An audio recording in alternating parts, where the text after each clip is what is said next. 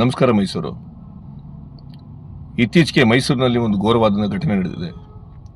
ನೂರಾರು ವರ್ಷಗಳ 40 ಮರಗಳನ್ನು ಏಕಾಏಕಿ ಮಧ್ಯರಾತ್ರಿಗೆ ಯಾರಿಗೂ ತಿಳಿದಿರೋ ಹಾಗೆ ಕಟ್ ಮಾಡಿದ್ದಾರೆ. ಮಧ್ಯರಾತ್ರಿ ನಡೆಯುವಂಥ ಕೆಲಸಗಳೆಲ್ಲ ಎಂಥವು ಅಂತ ಹೇಳಿದ್ರೆ ಎಲ್ಲ ಅನೈತಿಕ ಮತ್ತು ಅನ್ಯಾಯದ ಕೆಲಸಗಳೇ ನಡೆಯೋದು. ಕಟ್ ಮಾಡೋರಿಗೂ ಗೊತ್ತಿತ್ತು ನಾವು ಮಾಡ್ತಾ ಇರೋ ತಪ್ಪು ಅಂತ.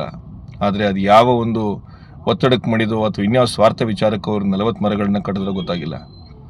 ನೂರಾರು ವರ್ಷಗಳಿಂದ ಇದ್ದಂಥ ಆ ಮರಗಳನ್ನ ಕಡಿದಿರೋ ಈ ಒಂದು ವಿಚಾರಕ್ಕೆ ವಿರೋಧಿಸುತ್ತಾ ಸಾಮೂಹಿಕ ನಾಯಕತ್ವದಲ್ಲಿ ಕರ್ನಾಟಕ ರಾಜ್ಯ ರೈತ ಸಂಘ ಡೈರೆಕ್ಟ್ ಆ್ಯಕ್ಷನ್ ಮೂಲಕ 40 ಮರಗಳ ಏನು ಕಡಿದಿದ್ದಾರೆ ಅದರ ಪಕ್ಕದಲ್ಲಿ 40 ಮರಗಳನ್ನು ನೆಡುವಂಥ ಕೆಲಸನ ನಾಳೆ ಬೆಳಗ್ಗೆ 9:00 SP ಆಫೀಸ್ ಹತ್ರ ಮಾಡ್ತಾ ಇದ್ದೀವಿ.